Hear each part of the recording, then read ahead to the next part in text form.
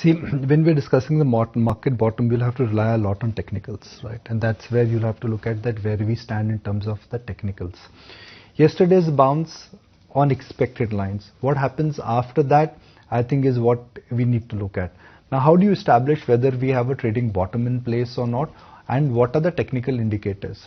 Well, if the markets have come down because of FI selling, which it has, then what is the FI positioning? Are they likely to increase more shorts, or are they likely to cover their shorts?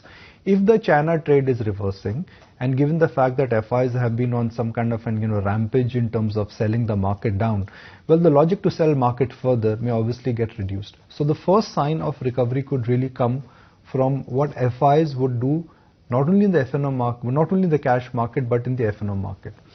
Second, if the market bounce is coming, what will bounce back? Will it be high beta?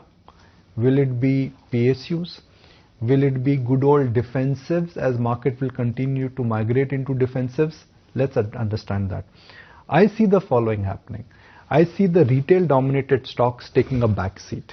And I'm talking about the 2-digit stocks. They will take a back seat. They will not come back. I expect that Nifty may not do anything special, but individually, a lot of stocks yesterday, either they've bottomed out or they've rediscovered momentum. There is a trade coming in some of the PSU stocks.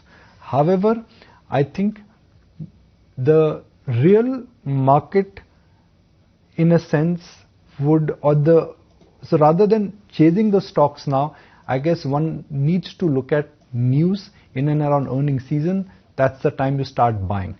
But from a market where on Monday, Anisha, where we were discussing Kitna Girega, now the narrative could be Kya Leneka.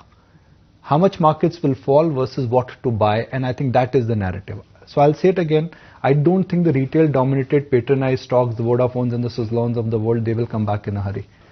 Second, I expect a bounce in PSUs, a trade is coming there.